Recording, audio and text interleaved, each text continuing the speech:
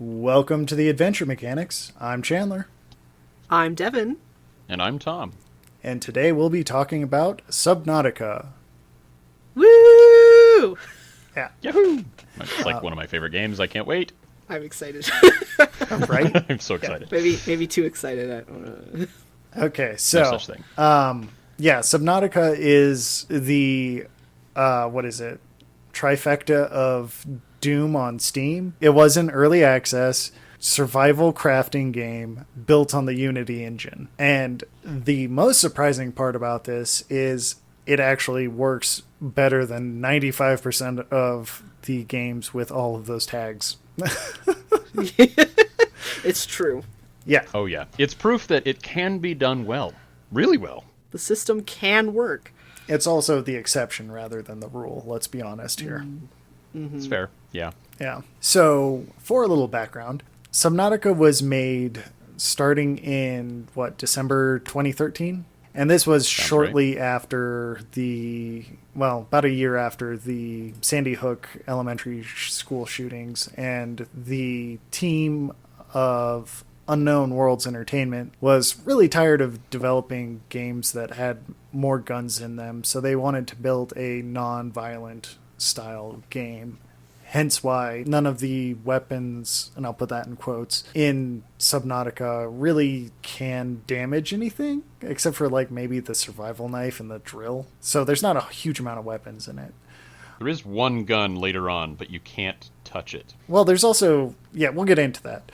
But so this was kind of a game designed around the idea of discovery rather than the survival aspect.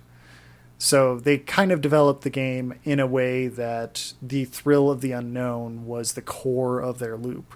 And you did the survival and crafting in service of exploring the unknown.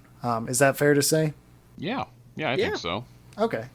So that's kind of like a 20,000 foot view of the game. And just as the boilerplate, we will be talking about this game and its story. Yes, this game does have a story, and if you want to experience it blind, which I would highly recommend, you will probably want to stop listening and go play it and then come back. Yep. Yes. You wouldn't expect a crafting style game to have a really, really good story, but this one does. So, yeah, don't underestimate that. Absolutely. It's a very interesting game, and it takes a few different angles that I wasn't expecting. So, go play it. We'll be here when you get back. We'll wait. Yep. The joys of editing. Yay! Editing, woo!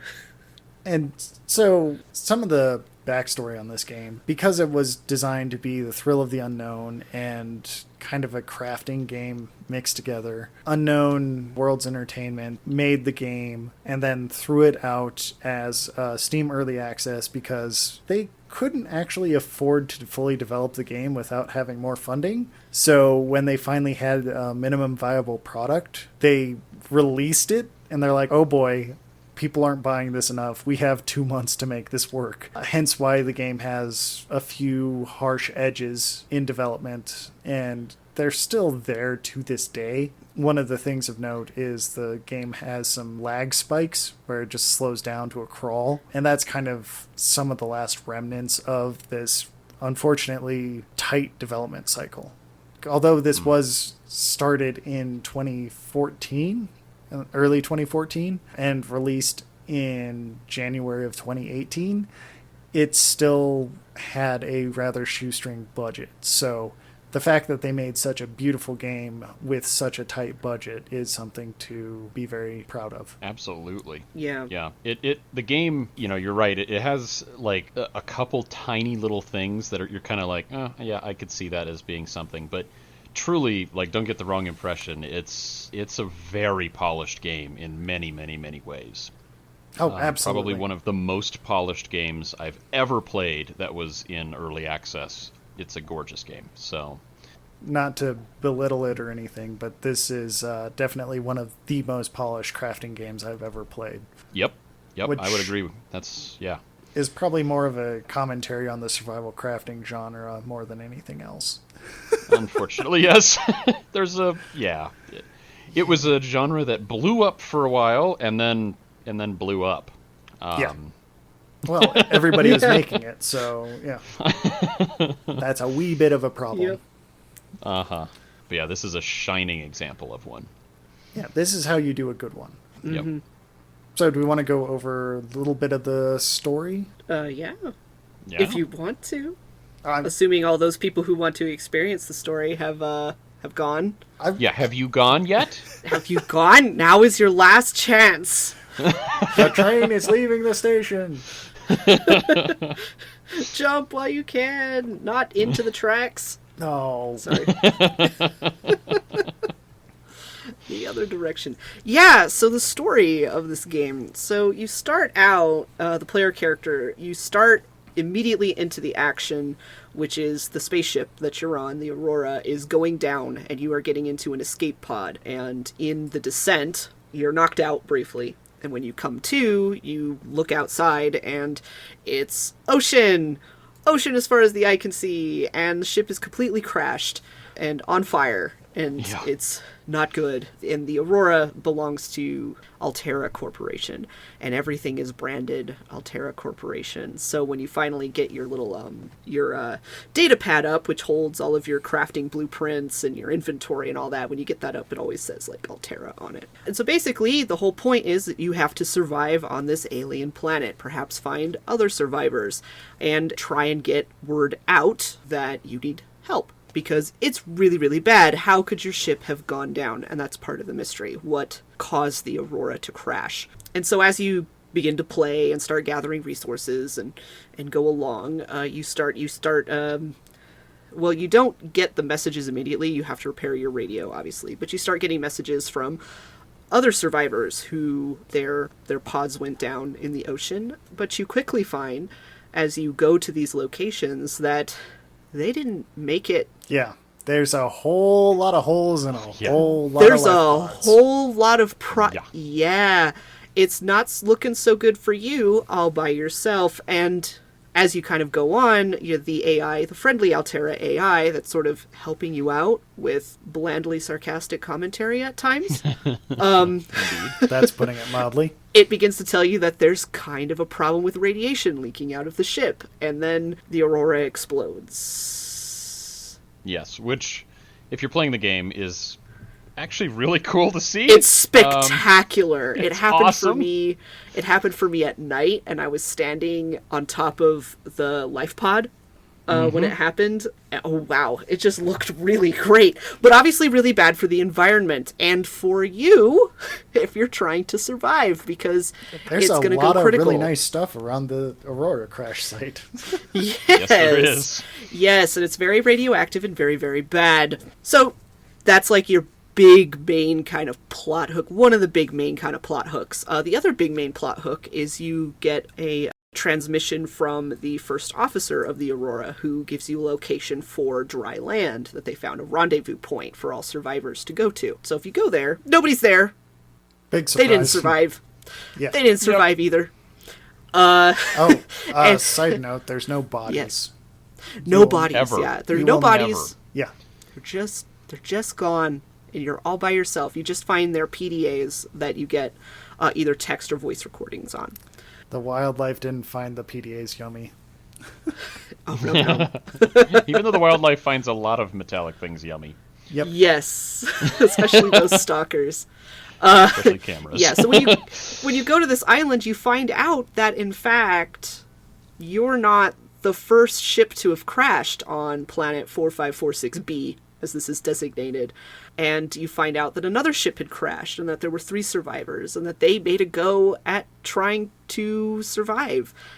And progressively you find out they didn't make it either. In fact, you find one of the last voice logs for one of the survivors on the floating island, where he indicates that the other 2 survivors were also dead. So, really great omens. Yeah. It's all working out. And it's also clear that took place, probably, is it like 10 years ago or something like that in the timeline, I think? Something, yeah, I think, yeah. I don't remember exactly the time frame, but yeah, it's pretty recent. It's not... All the structures that you find that they built are all pretty dilapidated. But Yeah. if you're playing the game, spend some time and scan things, there's a lot of goodies there. I didn't do that. Yep. Yeah, lots of goodies. So you find and I mentioned that you could kind of do this out of order. You don't necessarily have to find these things in a set order for the most part. But I bring this up because when you go to the Aurora and turn off, well, not turn off the radiation, but you repair the engine core so that it no longer is leaking radiation and it's not going to go critical and destroy literally everything. When you go there, you find out that a secondary, the Aurora was sent to be going somewhere to build a phase gate and stuff, I believe. But on their way there, they were supposed to stop at 4546B because of the loss of the Degassi, the other ship, that they were supposed to investigate that, interestingly enough. And they find out what happened, to be fair. So you start getting the pieces of this mystery, and then you get a transmission from a ship that's gotten the distress signal from the Aurora. And at first they're like, do you really need help? And then they realize, yeah, you really do need help.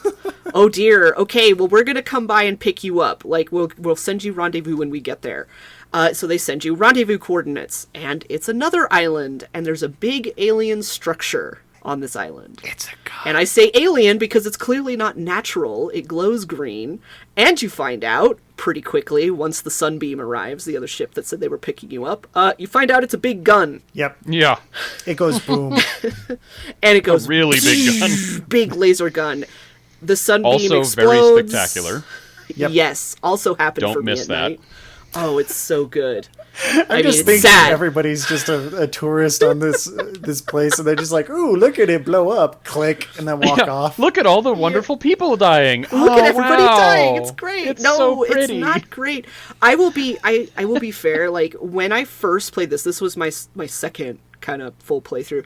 The first time I played this, I was horrified because I came to the island and I went, oh, that does not look friendly. This big...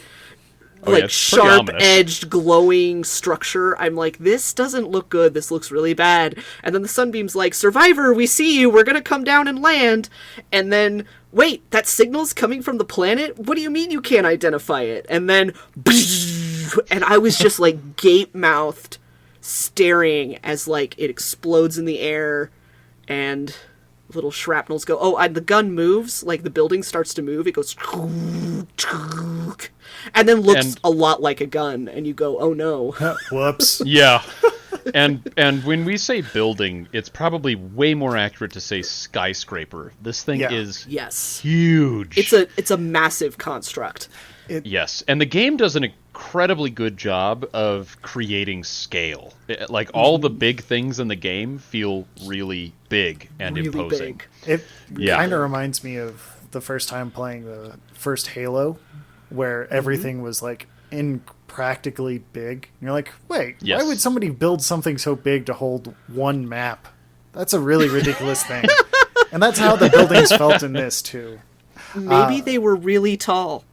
They don't really. It could have been very big aliens. They could have been really tall. You don't know. I got some theories on that one, but continue on.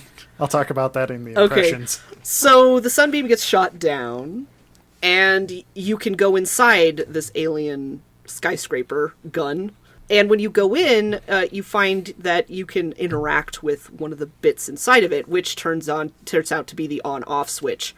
But when you press the button, a little pokey thing, like with a needle, and it sticks you, and it says, nope. Well, in an alien language, your PDA the AI translates it somehow. Yeah. That's beside the point. That's beside the point. It translated as being like, infected personnel can't turn off the gun. And you go, what? Infected? What do you mean infected? And then you do a self-scan, and it's like, yep, you infected, bud. And it says, you have a bacterial infection. And it's like, oh no. Yeah, and to be fair, it's not just a thing that pricks you. Like, it's actually kind of terrifying if you haven't experienced it or you're not expecting it. Yeah, you push the button, and this trap springs out of the mechanism and holds your arm. Like a mechanical octopus arm. Yeah, and then this creepy, octopus arm comes out of the machine and, looks at you and then, snaps. It reminded me a little bit of like a what do you call it? What is that bug? My brain. Scorpion? Scorpion. Thank you. Yeah. It literally looks like a scorpion tail, and it whacks you. And of course, when I first played through this, I'm like, well, I'm dead. Oh, that was a foolish thing to do. Guess I'll die. Yeah, exactly. Like, oh, great! Don't push the button. Just because it's a button doesn't mean you have to push it, Tom. God. Lessons But were it's just learned. testing you. Yeah, exactly. It's just testing you, so it's okay. You don't die. You don't die. It's fine. You can continue to play the game. It's not over. So you find out that you're infected with some alien bacteria that the PDA is like, might want to get that looked at. But of course you're like, well, there ain't, you won't see any doctors I'll just pop around into the here? hospital real quick. Yeah. Yeah. A lot of good you are, you smarmy PDA. Do the aliens have a hospital?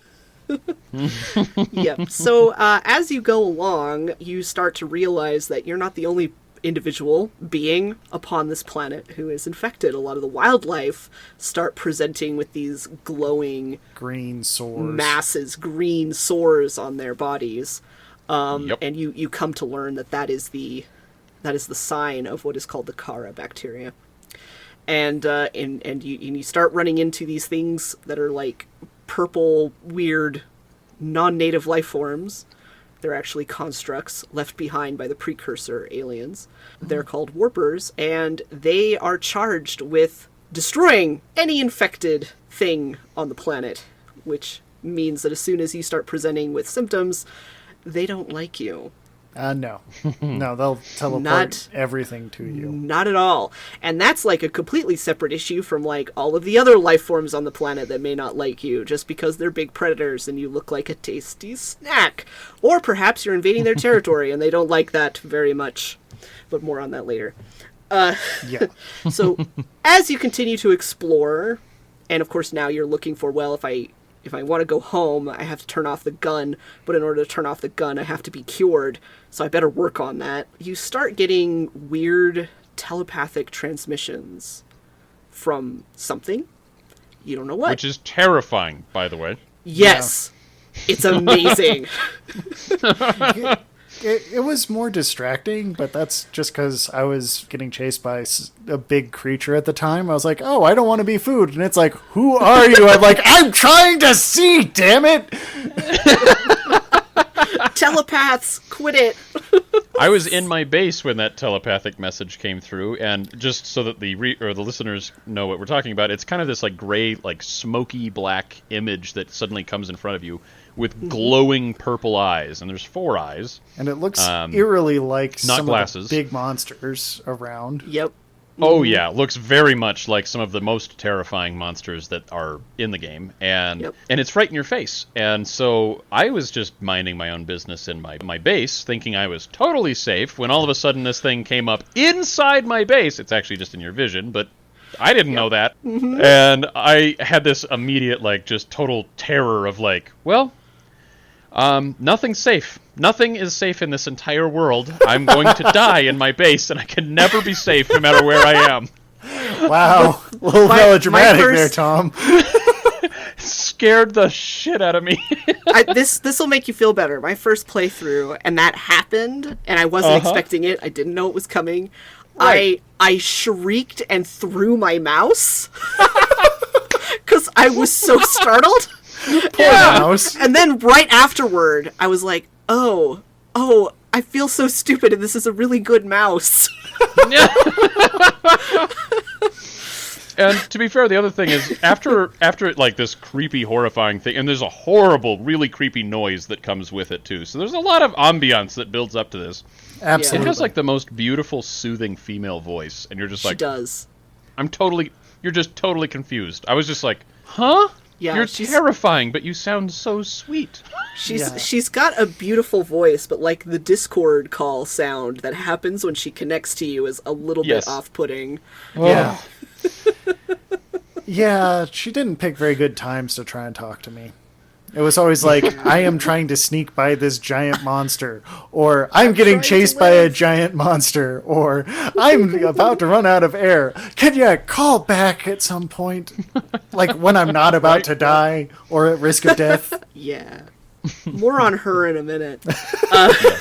But she does. She calls you a couple times, and for me, it never happened at a bad moment, but I can imagine when it might happen at an inopportune moment. Every fucking As far as I can tell, time. it's just on a timer. No, it's Yeah, not on it's a on a- timer. Oh, is it not? What is it? No, it is. Okay, so I can just go into this real quick. The developers explicitly wanted the player to not know when things were happening, explicitly to make the player believe that the world was not revolving around them. So if you watched the Aurora explode, sometimes you would be underwater, sometimes you would be deep underwater, sometimes you'd be in the survival pod, sometimes you'd be on the surface looking right at it. They put in a number of triggers and it would randomly choose one. Oh, that's very cool, because between my first playthrough and this playthrough, I thought it was a timer. But Yeah.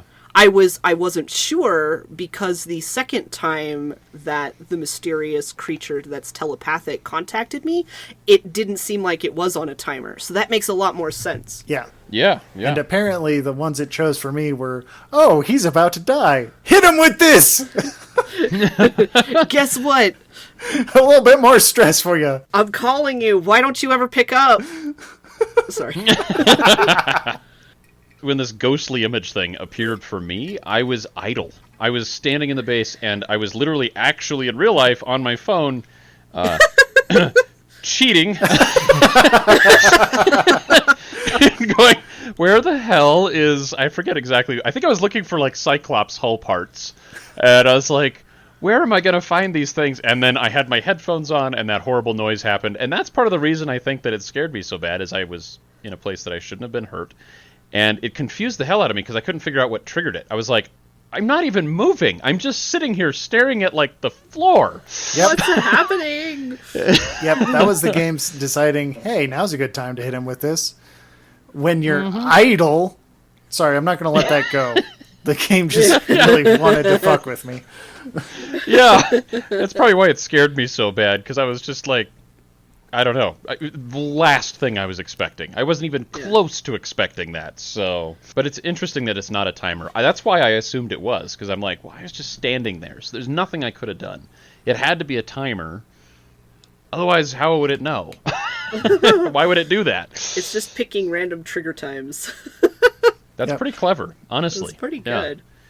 And to be fair, the game really, like what you were saying, Chandler, like, the developers, they achieved what they wanted. Like, the game feels unlike any other game I've ever played. You don't feel like you're playing a game sometimes. So Yeah. Oh, yeah. They did a very good job about making sure that the player didn't feel like they were the center of the world, as opposed to, like, most other crafting games where, for all intents and purposes, you are the center of the world, whether you like it or not. yeah, this game kind of has it does a really good job of making you feel insignificant. Yet you just feel helpless pretty much the entire way through. Yeah. Yeah. And you're always hunted. You feel like you're prey. Every time. So, that happens. Yes. And you continue exploring, crafting, doing all that stuff, looking for a way to cure this mysterious disease. And as you go along, you find more alien ruins left by the precursors, and you find that they in fact quarantine this planet specifically to study this bacteria and find a cure, because it was apparently spreading all around their empire, and 148 billion fatalities counted. At one point, you get some data information that tells you that it was really bad. Wow, Yep. I don't even think I think I missed that one. Holy cow. Yeah, it's really bad, and all of the alien bases are completely empty. Like, Yeah. Not even bodies.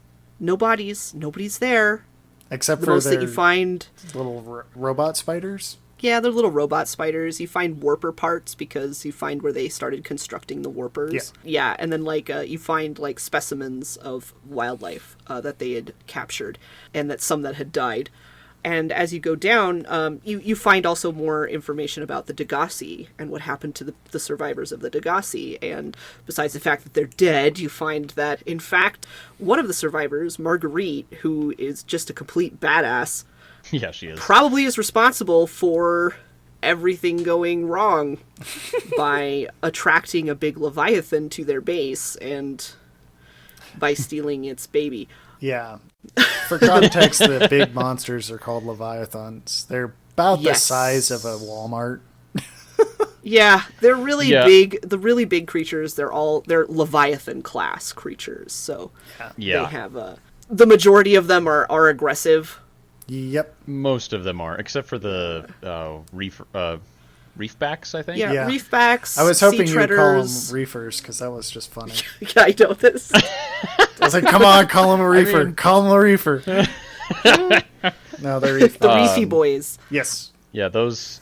But yeah, again, the scale of all these things in the game are really impressive, because you have these things move, and they move fast, and they move in a very dynamic sort of way that makes them feel real, and also kind of helps them feel enormous. Yes. Yeah. And there's only a few glitches where they kind of get a cartoony feel when they try and turn too fast. Yep, that's Yep. true. But Yeah. for the most part, it's very graceful and elegant, and better than I would have expected, especially for such a Right. small development team. And Yeah. such a relatively short development cycle. Yeah, yeah. This game is so impressive. Yes. Yeah. But anyway, I digress. Digressions, they happen, but we will Yes. continue with the story. So you find out that about the Degassi, and then you find out that, in fact, the precursor aliens did something very, very similar. Now, I'm calling them precursor aliens, and I probably should just call them precursors, because, in fact, you yourself as a player character is also an alien on this planet. True. Anyway, but besides that, the precursors had started taking Leviathan, especially the sea dragon Leviathan eggs, trying to find a cure for this bacteria. And of course, when they started stealing the eggs, the mamas didn't really like that very much. No. Really? No. Color me Not shocked. at all. And so one of the sea dragons whose eggs were stolen attacked one of the precursor bases and destroyed it. And that wasn't good. You find another which houses all of which is basically their power plant, and you get a few more transmissions from this mysterious creature that has telepathy. And then eventually you find her, and that she is herself a Leviathan, but sentient, probably sapient is actually a better word to try and describe, that she can speak to you, she has an understanding of what's going on, and she's been trapped in this big containment by the precursors since around 1,000 years ago. I believe that was when the sea dragon Leviathan attacked the one base, so it's been a while. Yeah, that and she's been trapped. That one base, you find out, was holding the sample of the Korea bacteria. Or Yes. Kara? Oh, yes. Kara. Yeah, the Kara bacteria. Yes, and so when that facility was destroyed, that's actually what infected the planet. Yep. And there's a lot of cool, slight digression. There's a lot of cool stuff. You can build a scanner, which is what you need to self-scan to know how sick you are.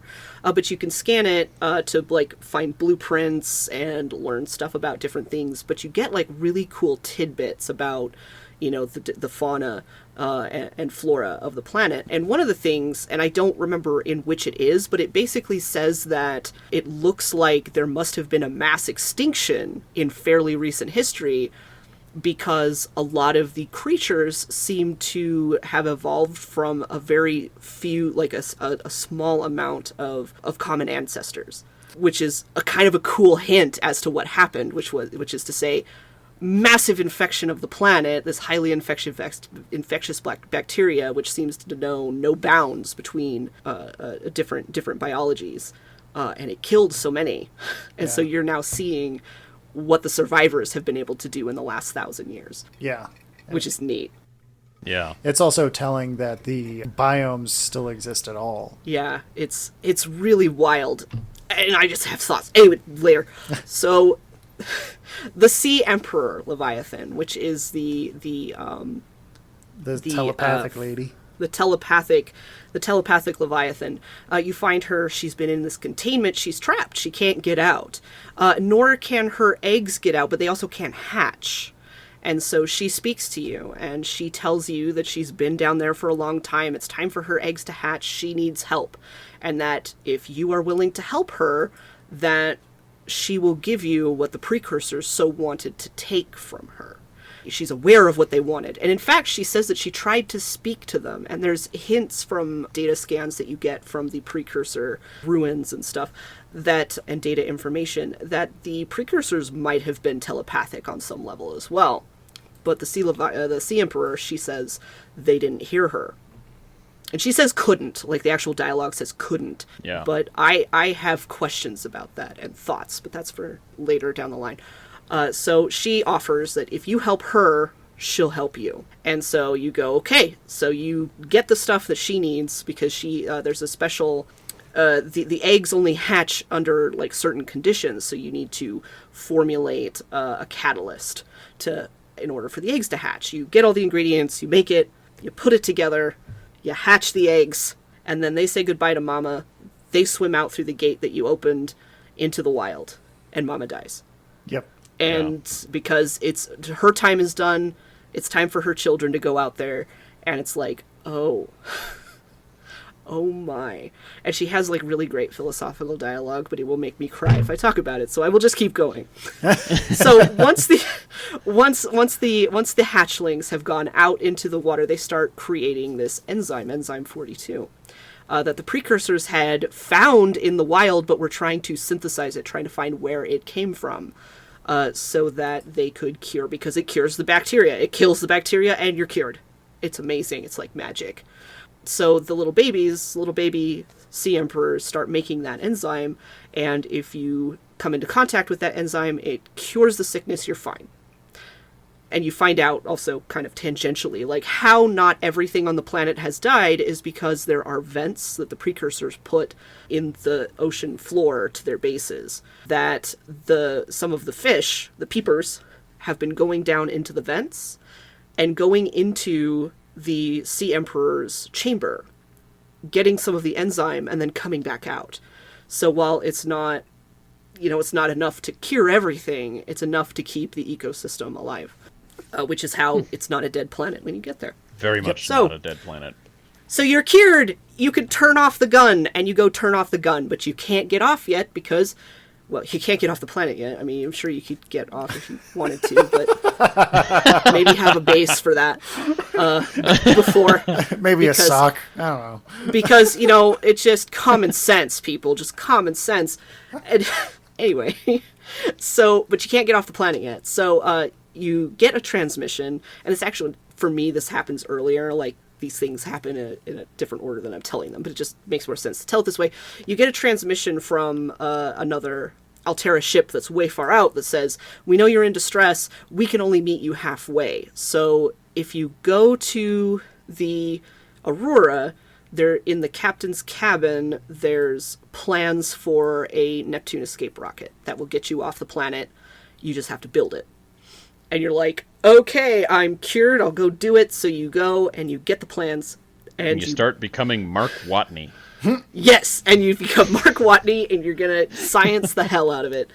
So you build your escape rocket, and you say goodbye to the planet and to the fishies that have been your friends this whole time. And get in the not rocket, friends. and off you go.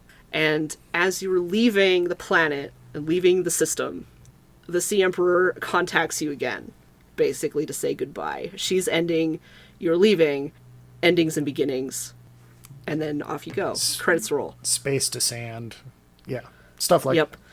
Yep, I'm falling into the sand and you're going into the stars, and it's really beautiful. And then the credits roll. Yeah. And then after the end of the credits, your AI tells you, welcome home to Altera. You will be allowed to land when you pay back your outstanding balance of 1 3 trillion credits. Yeah, it's an absurd amount of money. I think it's like 23 trillion or so. It's an insane amount of money. It's a lot. Which, It's a huge amount. Yeah. which is a reference to earlier in the game, because I think, at least for me, when I found my first diamond, I think it was. Yes. the AI goes, oh, I don't remember how it phrases it exactly, but it's something along the lines of like, oh, by the way, since you're exploring this planet and you got here with Altera technology, that means that anything that you find and use on this planet is actually Altera property, and so your current balance, I think at that point, is several billion. And yeah, it's several billion at that point. Yeah, Yeah.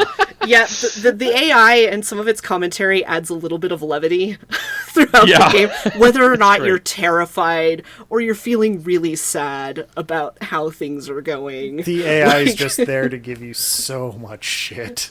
The AI tries Yes. to cheer you up in like the most like computer fashion possible. It's like yeah. you should feel really good about yourself. You've done so much today, and it's like Yeah. your favorite exercise was swimming, but you should Yeah. try running sometimes. You shouldn't just do one thing. on this ocean planet. My favorite is when you go down into the blood kelp area.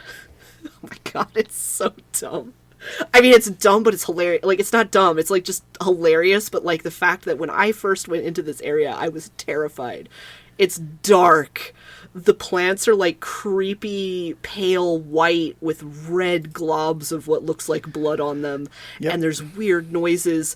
Everything's terrifying. And the AI goes, scans of this biome say that it has 6 of the 7 things to cause human terror. Not everything, though. And I'm like, what was the one that it doesn't have? What's the 6 out of 7? What are the 7? Yeah, it just never says everything. Let's see, the exact quote is, this ecological biome matches 7 of the 9 preconditions for stimulating terror in humans. That's the one. Yep. That's the one. Yep. It's, oh my gosh. And I was like, terrified the first time I played that. I was like, no, that's not right. What do you... See, I had a like very this. different reaction, which was, what, this is supposed to be scary? Am I psychotic? See... Or am I Yes. a sociopath? Yes. Yes. Oh, Yes. Yes. Thanks. Well, Because- you're probably also approaching it much more like this is a game, whereas I tend to feel more immersed, especially Me since too. this is a very immersive game. Okay, That it's granted. like I kind of on a level I can be like, yeah, this is a real thing, even though it's not real. Immersion. Mm-hmm. You know what immersion is. Yes. Right. Yeah. I do. No, I'm with you, Devin. 100%. I maybe got too immersed. Yeah. It's just- Oh, yeah. This time through, I wasn't quite as immersed, but I still found myself doing that to the point that, like, going through the Lost River, trying to avoid the ghost leviathans, I was, like, hunched up over my keyboard. Like, I have my Cyclops on silent running, but I'm actually, like, hunched over, like... Gotta be quiet. And then my back started to hurt, and I was like, why does my back hurt? So I had to, like, pull myself out of, like, my mental space for the game, and I'm like, wait, why are my, like, shoulders up to my ears, and why am I, like, curled up over the top of my keyboard like I'm trying to hide from something? Like, I don't... That's funny, because, like... trying to be small. when I started playing, like, I started exploring around the Aurora, and there's a couple of Reaper Leviathans around there, which are these giant, like, snake things with, like, hooks in the front of it.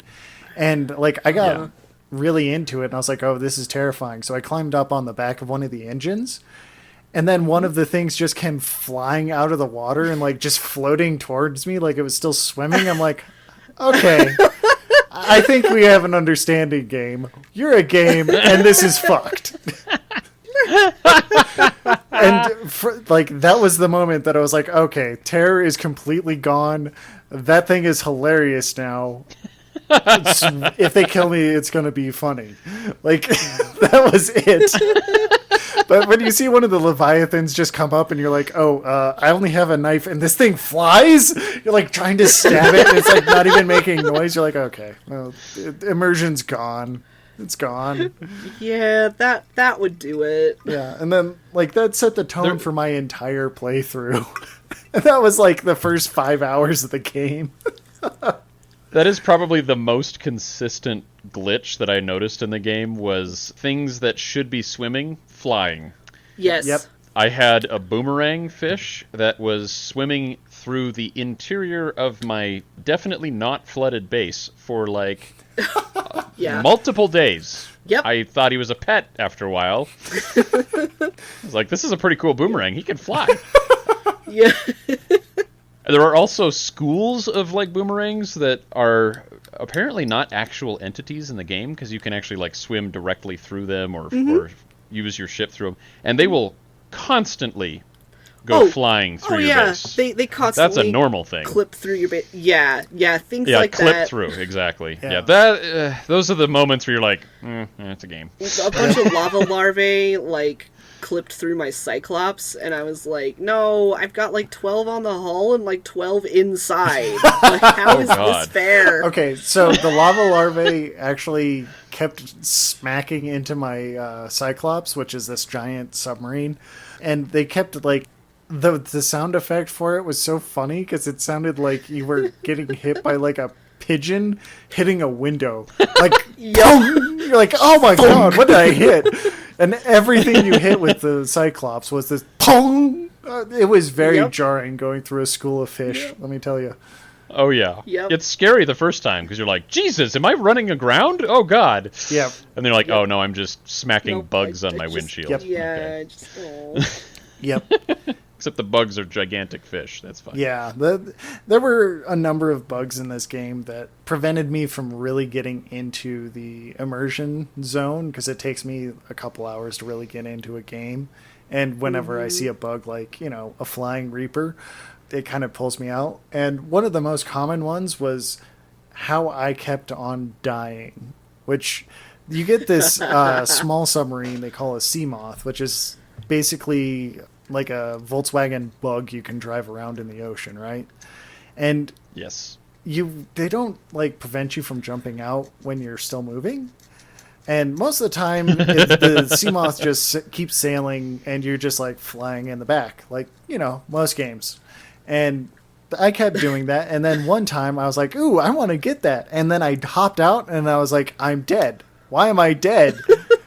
And I was like, oh, I just ran myself over.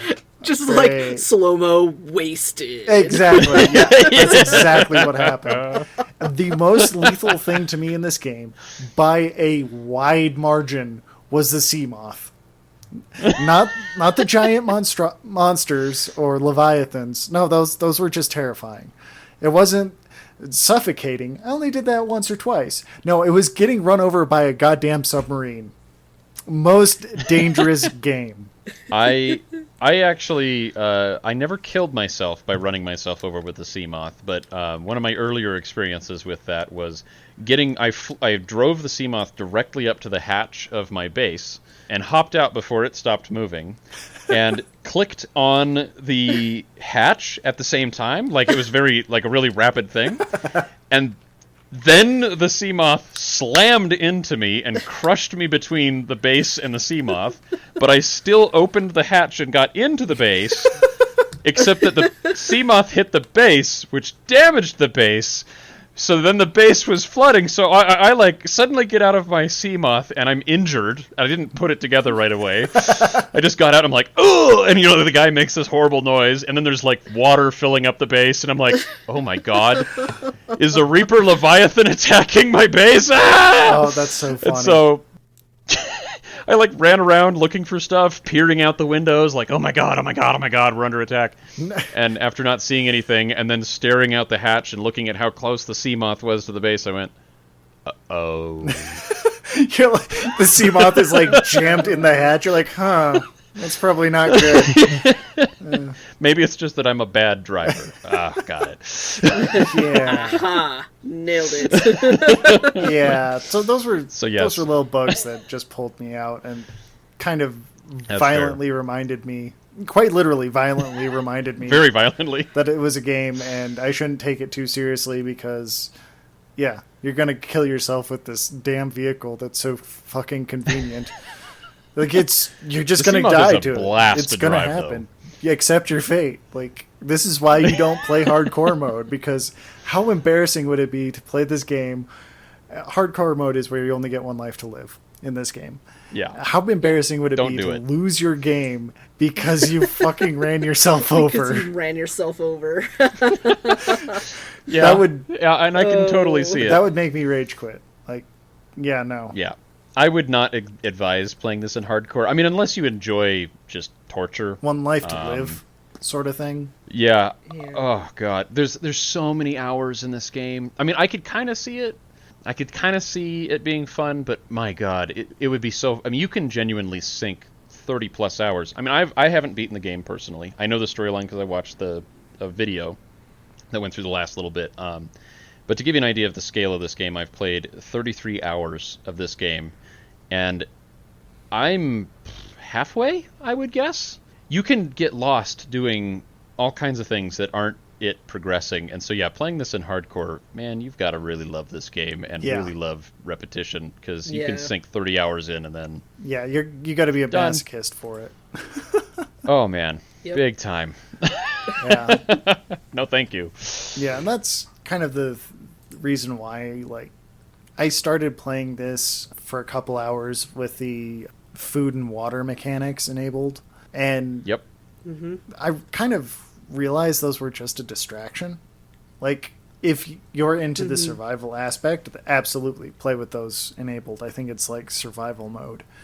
But then they have another mode called freedom mode, where it's the same thing just without those mechanics. So the only thing you have to worry about is your oxygen, Yes. which makes sense. Yeah, and that's a lot more thematic. And yeah, to me, that's a lot more fun to play. That's my preferred way to play. I will say, I actually have sunk all 33 hours into survival mode. And just to give a different perspective, it's irritating originally, but it's actually, I found it to be really interesting in the regard that this is probably the game that did the best job, in my opinion, of actually giving you a sense of you're kind of living on the raggedy edge of survival.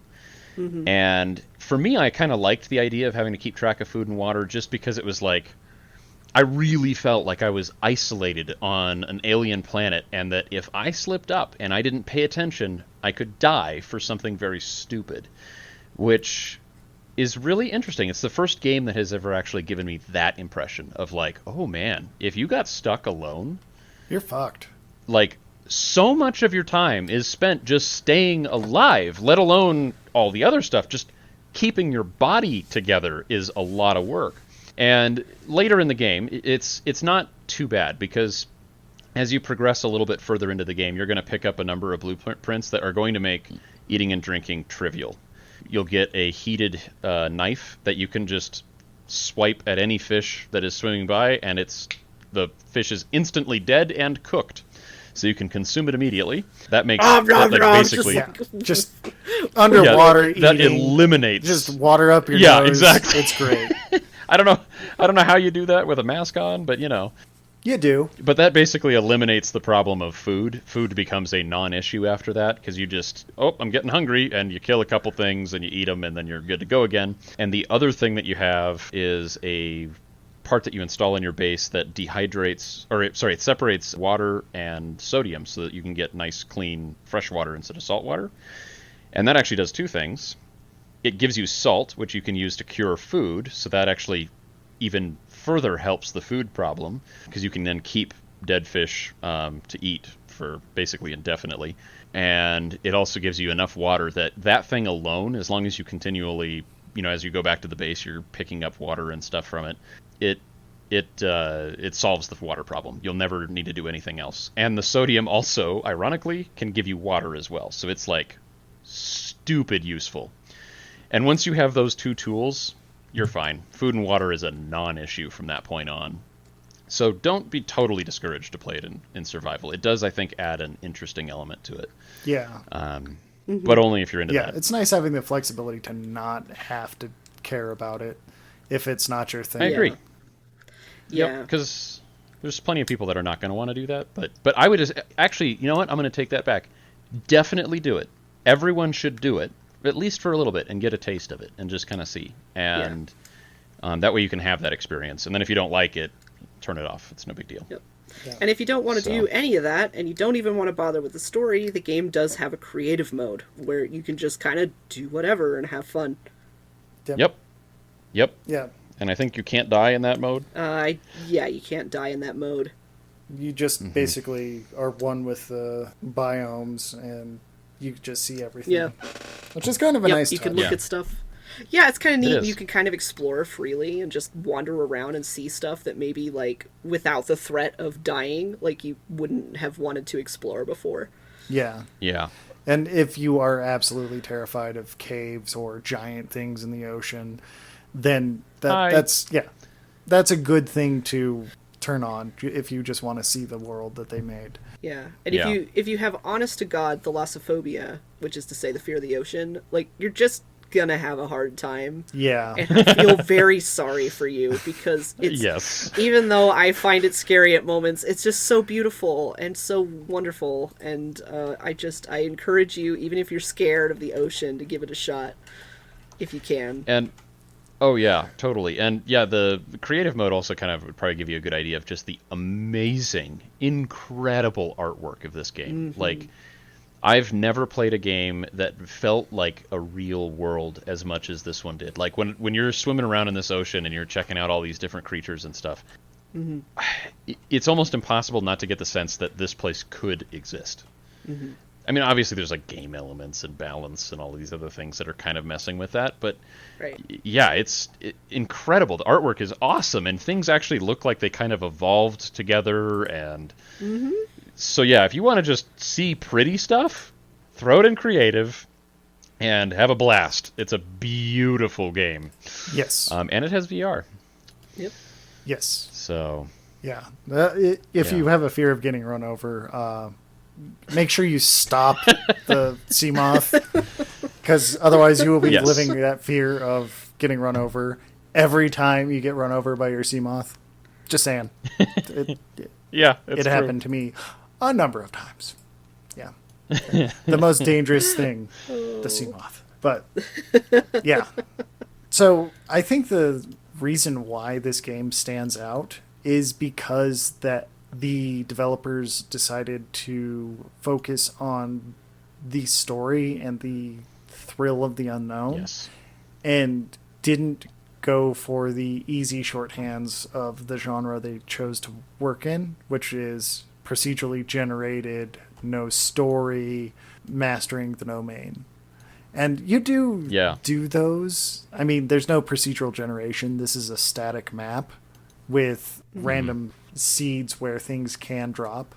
So it's not going to be the same each time you play, but I think having a static map actually made the environment so much better compared to Yes. like Agreed. 7 Days to Die, which Yeah. is a very interesting game in its own right, but the procedurally generated maps are frankly garbage. Yeah. Yeah, I've never ever played a procedurally generated map and been wowed by realism or really consumed by the environment, and this game does that. And I think that requires a really talented artist, honestly, which clearly this game had.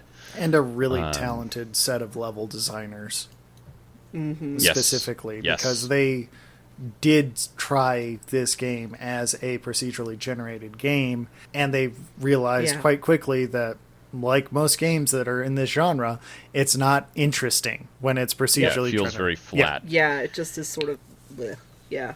And I actually played this game when it was still procedurally generated, so I can totally confirm that is how it felt. It felt like Minecraft underwater at that And point. that's how it was described for the longest time. Whereas I played it after release, quite a time after release, actually. Yeah. And the game does not feel like Minecraft at all to me. Yes, it does Zero. have crafting, Yeah, but it's not Minecraft. But it's not Minecraft. Yeah. Yeah. The only thing that feels like Minecraft is getting lost in a cave and dying. That feels pretty familiar to Minecraft. Yeah. But But you can't. But you, at the same token, you can't craft swords and defend yourself from the evils in the world, and they're not really right, evils. which no, they're Yeah. just beings going about their day, and you're messing it Yeah, up. it's like, hey Frank, how you doing? Hey, and then you just see like this mouse come in. And it's like, oh, that son of a bitch came in again. Yeah, like Yeah, exactly. you're not gonna get like you're not gonna call the beings that are trying to chase you out evil. Like no, you ran into their living room and they're like, get the hell out. You built your base here. Like, you can't complain that the gasopods are farting all over you every time you leave your base. Okay, that one's fair. That one is really fair. Like, you just can't complain about that. It's like if you want to build your $2 million home out in the mountains and then going, but there are mountain lions and bears and stuff out here. It's like, yes, because you built your house in their habitat. Like, yes. I don't... Yeah, exactly. Exactly. Yeah. Yep. And it's... The only place that is truly safe to build your base is the starting place. Everywhere else is... I built my die base exactly like just a smoosh, just a little bit from where my life pod crashed, but it happens to be where apparently the gasopod migration happens, and I wouldn't have built my base there if I had known that that's where the gasopods like to swim around part of the time. That is hilarious. Yeah, I didn't know and I that. assume they do damage to the base when they fart?